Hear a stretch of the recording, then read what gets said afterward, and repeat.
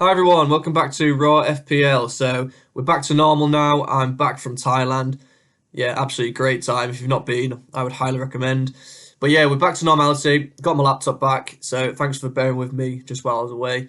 So in this one, it is the Game Week 34 first look. So we'll be going over how the team's shaping up, and I'm actually playing my free hit as well.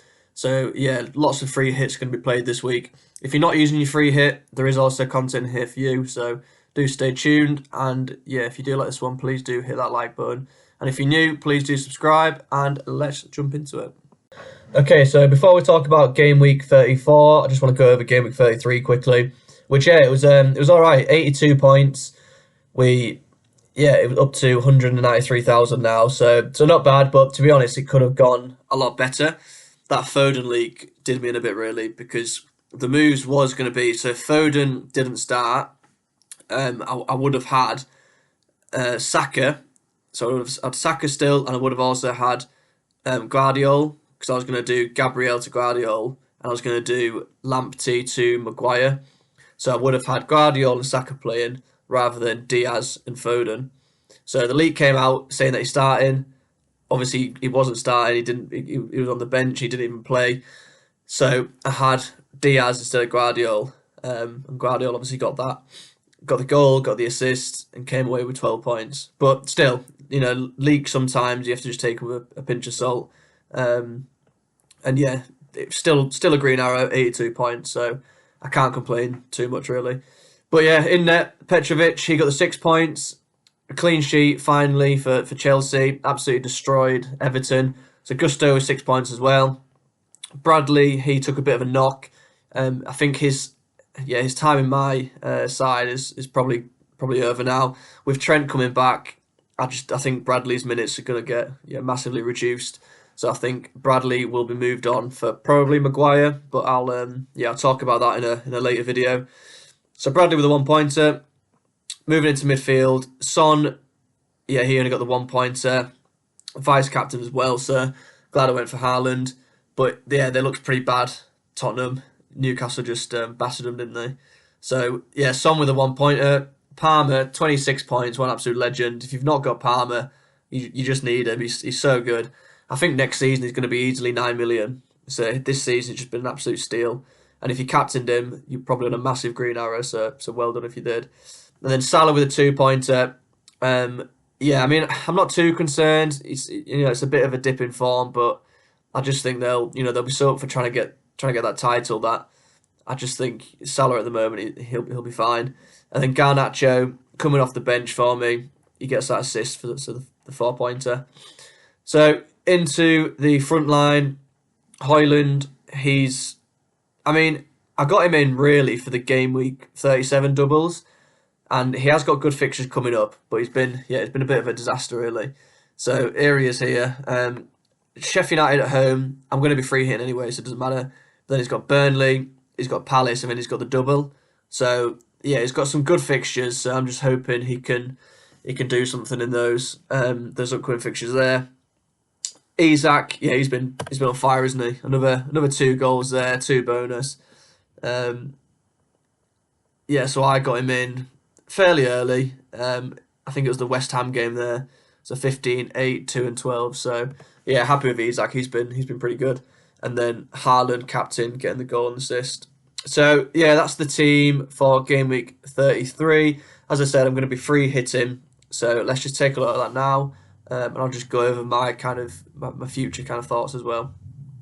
Okay, so as you probably know, there are 6 teams that are going to be doubling in game week 34. So we've got Arsenal, Bournemouth, Palace, Liverpool, Sheffield United and Wolves. And then we have got that one blank for Spurs.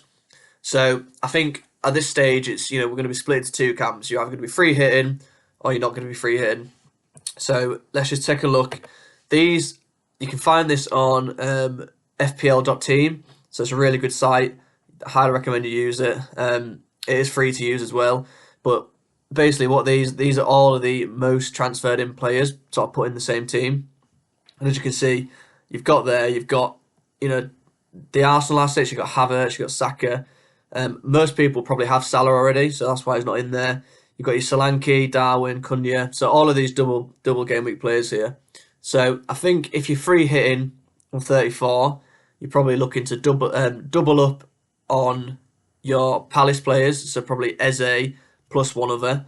You're probably looking at triple up on Arsenal and Liverpool, and then again probably a double up on Wolves, and then looking at Solanke as well. So I'll just show you. This is my kind of first draft. I'm going to do another video later on the week, but this is my first kind of draft. So I've got, as I said, I've got the double up on Palace. So I've got Henderson in there, 2 home games, and yeah, I think Henderson, he makes a lot of saves. I don't think there's going to be that many clean sheets this game week, but Palace, they've got 2 home games, West Ham and Newcastle. So yeah, I'm hoping Henderson will get something. If not, he'll get some save points at least, hopefully. Alexander-Arnold. Now, I'm kind of thinking I want to take a bit of a punt on him because so many people, if you're not free hitting, you're probably not going to get Trent. So I kind of want to take a bit of a punt and make the use of the free hit. So Alexander-Arnold, he's in there for now. The safer option, I guess, is Van Dijk because, he's going to start both. I don't think Trent will start both, but with Bradley, taking a knock, who knows? But yeah, I think Trent, we know how attacking he is. He's got Fulham and Everton, so Liverpool should win those games. So yeah, I'm debating taking a punt on Trent, but we'll see, I suppose. Aitonori, he might be changed. We'll have to wait and see because I know he has had a bit of a knock. If he's been deemed fit, then yeah, I'm tempted to play him again just because he's so attacking. And then Gabriel, I think Chelsea. Chelsea's not an easy game, but I mean Arsenal's defence have been so good this season. They're the best defence in the league, and Gabriel, he has been getting some goals. So yeah, I like Gabriel. Good double. Well, I mean good double, but it's there's not many standout doubles here. But I think Arsenal, they're playing they're pretty much one of the best teams in the league, aren't they? So yeah, I'm happy having Gabriel. I think in terms of the players you need on your free hit, I definitely think you should be targeting Liverpool and Arsenal still, despite their bad form. It's just who you're going to pick from those teams, and I think Salah's going to be in there. It's then going to be another attacker. So I'm debating probably Jota or Diaz because Darwin's not been as good. His minutes haven't been that consistent, and again, I kind of want to take a bit of a punt compared to the non-free hitters. And I don't think many people are going to have Jota. So I am tempted by Jota. At the moment, Diaz is in there. But I'm going to have to decide between Jota, Diaz and Darwin. I'm kind of thinking Jota. But his minutes, obviously, they've not been good because he's just coming back from injury. But they do play Atlanta midweek. So I'll be keeping an eye on that. Just seeing how many minutes these guys get. So yeah, that one's kind of up for debate there. I'm currently, my Liverpool players are Trent, Salah and Diaz, but I am thinking Jota. And then my Arsenal players, Gabriel, Havertz and Saka. So yeah, 2 attackers and 1 defender from each team. That's kind of how I've gone so far. And then Eze, yeah, he's got another goal, didn't he, as well? He just looks so good. So again, 2 home games, so I'm happy to have Eze. I think a lot of people will have him, even if they're not playing the free hit. So I think he'll be quite template, really. And same with Solanke as well, really, because lots of people have held him, and he has got.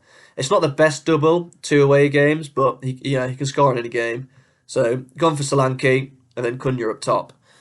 So that's how the team's looking there. I'm still undecided a few positions. So it could be Jota instead of Diaz. Aitonori, I could change him. It depends kind of how fit he is. But yeah, I don't think there's going to be that many clean sheets this game week. So I've kind of tried picking like attacking defenders. But yeah, so just a reminder here then. So if you're not free hitting, just remember that Spurs will be blanking. So I think at this point, definitely if you're wildcarding. So if you've got your wildcard, I think it's a good strategy to you kind of sell your Spurs assets. You can then wildcard in 35, and then you can prepare yourself. If you do have your bench boost left, you can prepare yourself for bench boosting in 37 with all the doubles.